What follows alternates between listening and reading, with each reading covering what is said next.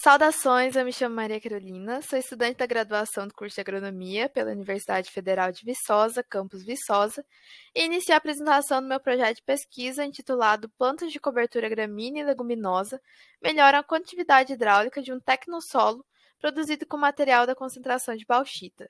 Esse trabalho foi orientado pelo professor Ivo Ribeiro da Silva, do Departamento de Solos, e contou com a colaboração dos demais colegas citados em tela.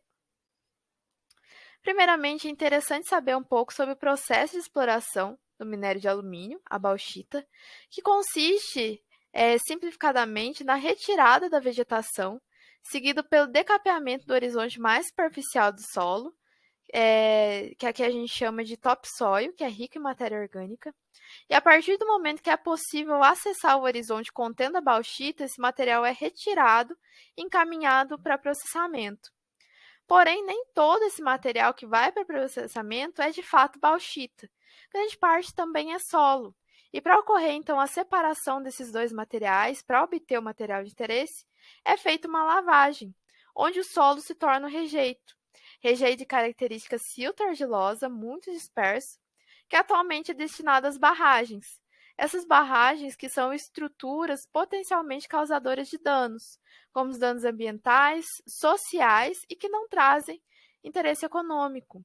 Então, se torna necessário um novo direcionamento desse rejeito, de uma forma ambientalmente correta, economicamente viável e socialmente aceitável.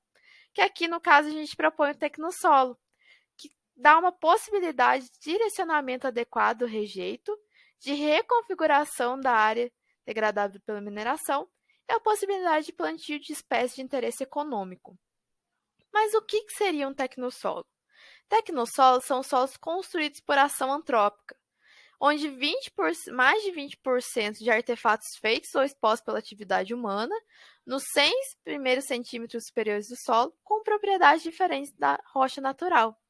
Um bom exemplo seria o aterro sanitário, onde ali o lixo é depositado, compactado, selado, e ao longo de anos, nem que seja muitos anos, aquele material vai sendo degradado e vai constituir um perfil de solo. Um solo diferente da rocha natural, ou seja, ele não teve origem de rocha, ele teve origem de artefatos humanos.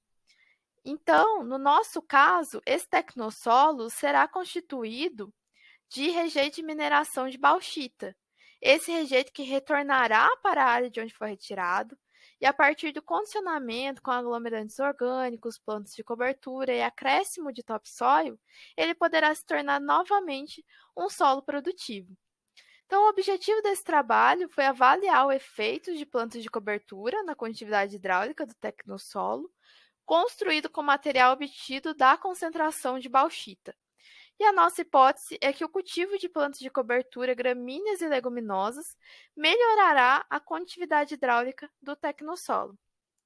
Entrando então para os materiais e métodos, o experimento ocorreu em duas etapas. A primeira etapa constituiu o condicionamento do rejeito por meio de plantas de cobertura, e a segunda etapa na adição superficial de topsoil e plantio do milho com plantas de interesse comercial. A primeira etapa ocorreu em casa de vegetação, num delineamento de blocos casualizados, com 4 repetições, sendo os tratamentos envolvendo as plantas de cobertura braquiária, feijão guandu e o controle sem planta de cobertura.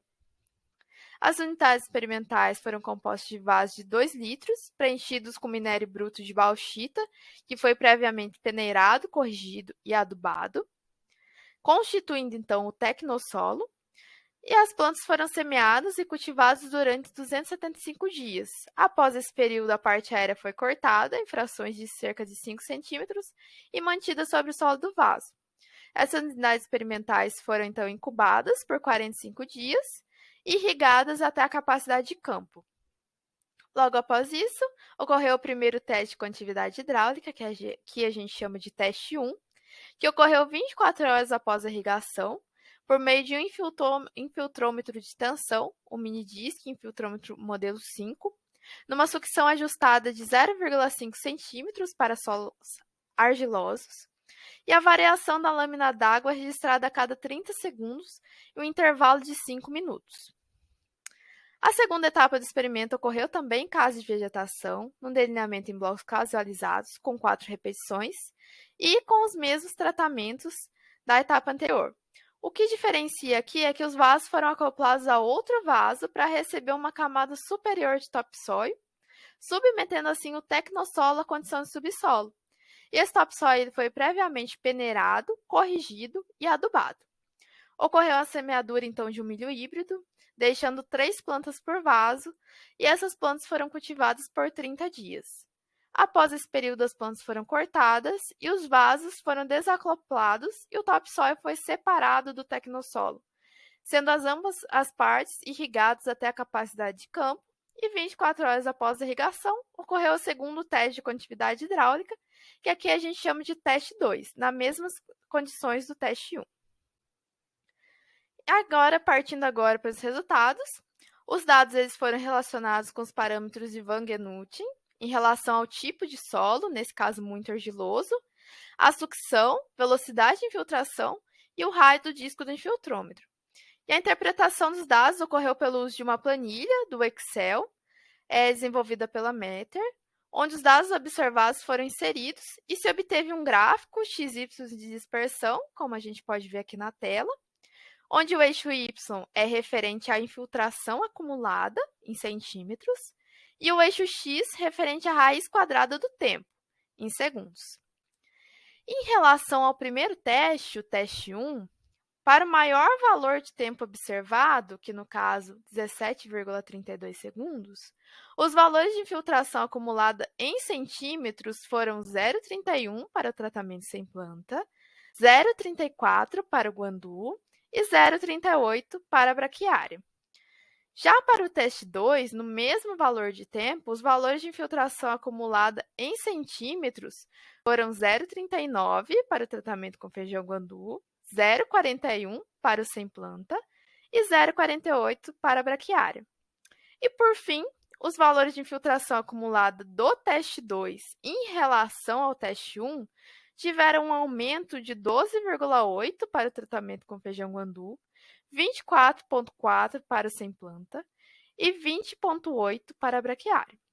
Concluímos, então, que a braquiária foi a planta de cobertura que promoveu maior condutividade hidráulica ao solo em ambos os testes, e para todos os tratamentos, os valores de condutividade hidráulica tenderam a incremento após o cultivo do milho. Encerro aqui minha apresentação, agradeço pela atenção e deixo também o meu contato para dúvidas. Muito obrigada.